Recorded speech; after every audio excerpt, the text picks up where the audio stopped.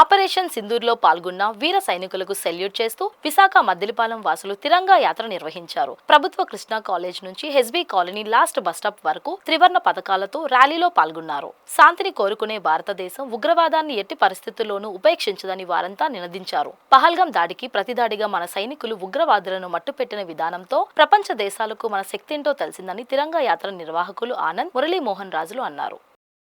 నా పేరు డి ఆనంద్. నేను మద్దిలపాలెం మండల ప్రెసిడెంట్గా ఉన్నాను. నేను ఈరోజు జరుగుతున్న ఈ కార్యక్రమం యొక్క ముఖ్య ఉద్దేశం ఏంటంటే, మనది ప్రపంచంలోని భారతదేశం అత్యంత శాంతిముఖ దేశం. ఇలాంటి దేశంలోని భారతదేశం శాంతిముఖ దేశం అయినా సరే, ఎంతో శక్తి సామర్థ్యాలు కలిగిన దేశం మన దేశం. అయినా సరే పాకిస్తాన్ ఏంటంటే మన శాంతికాముఖ దేశాన్ని ఎంతో రెచ్చగొట్టే చర్యలు తీసుకుంటుంది. అన్యాయంగా అక్రమంగా 28 మందిని పొట్టన పెట్టుకుంది.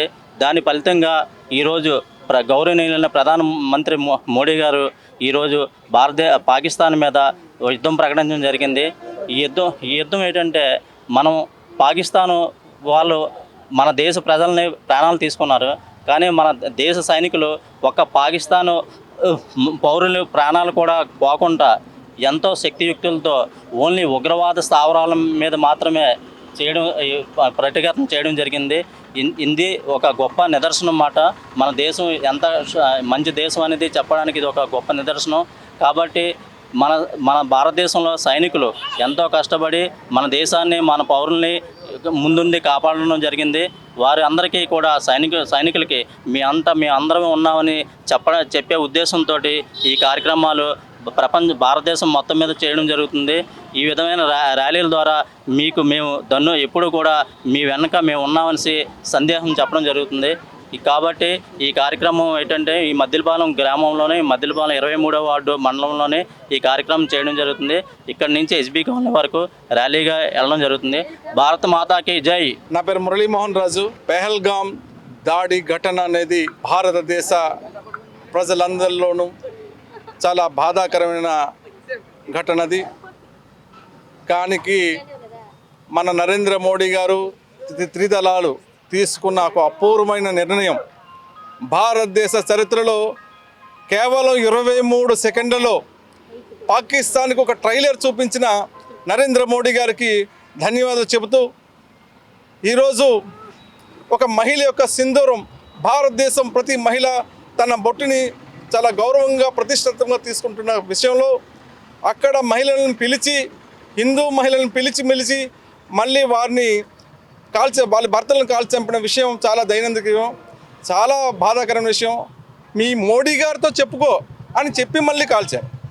అందువల్ల మా మహిళలు నరేంద్ర మోడీ గారు చెప్పుకున్నారు. క్షణమే నరేంద్ర మోడీ గారు దీన్ని ఆపరేషన్ సింధూర్, ఎందుకంటే భారతదేశ ప్రతిష్ట ప్రతి ఒక్క సింధూరం ఆ పేరు మీద మహిళలనే పంపించి వారి మొత్తం ఉన్న స్థావరాలన్నీ భస్మీపట్నం చేశారు. ఇది ఒక భారతదేశ పౌరుషానికి ప్రతీక. నిజంగా చెప్పాలంటే ఐక్యతకి మరో ప్రతీక. ఈరోజు మద్దిలపాలెంలో మేమంతా కలిసి ఈరోజు ప్రతి ఒక్క మన పార్టీలకు అతీతంగా, భాషలకు అతీతంగా, మతాలకి కులాలకి అతీతంగా మేమంతా భారతీయులం, భారతదేశ ప్రధాని వెంట మేమున్నాం, భారతదేశ త్రివిధాలతో మేమున్నామని ఒక ఐక్యతా రాగాన్ని తెలపడానికి ఈరోజు మేము తిరంగా యాత్ర చేస్తున్నాం. ఇది ఒక సందేశం. రాబోయే రోజుల్లో ఇలాంటి భారతదేశంలో బయట ఉన్న శక్తులే కాకుండా భారతదేశంలో లోపల ఉన్న కొన్ని ఉగ్రవాద శక్తులు కూడా ఈరోజు భయపడ్డాయి. వాళ్ళు కూడా జై హింద్ అన్నాయి, భారత్ మాతాకి జై అన్నాయి. ఎందుకంటే తెలుసు వాళ్ళకి నరేంద్ర మోడీ గారు వెంట మేము ఉన్నాం. మేము కూడా ప్రతి మనిషి ఎవరైనా భారతదేశానికి యాంటీగా పనిచేస్తే వాళ్ళు తల్లి తొంతామని వారి యొక్క తొదముటిస్తామని తెలుసు. అందువల్ల వారు కూడా ఈరోజు భారత్ మాతకి జై అనే నినాదాన్ని పలుకుతున్నారు. అందువల్ల నేను చెప్పేది ఐక్యత మించిన బలమే లేదు. మనం పూర్వం నుంచి నేర్చుకున్నది ఇదే. భారతదేశ సాంప్రదాయం ఇదే. భారతదేశం సుస్థిరంగా ఉంచేది కూడా ఇదే. భారత్ మాతాకి జై.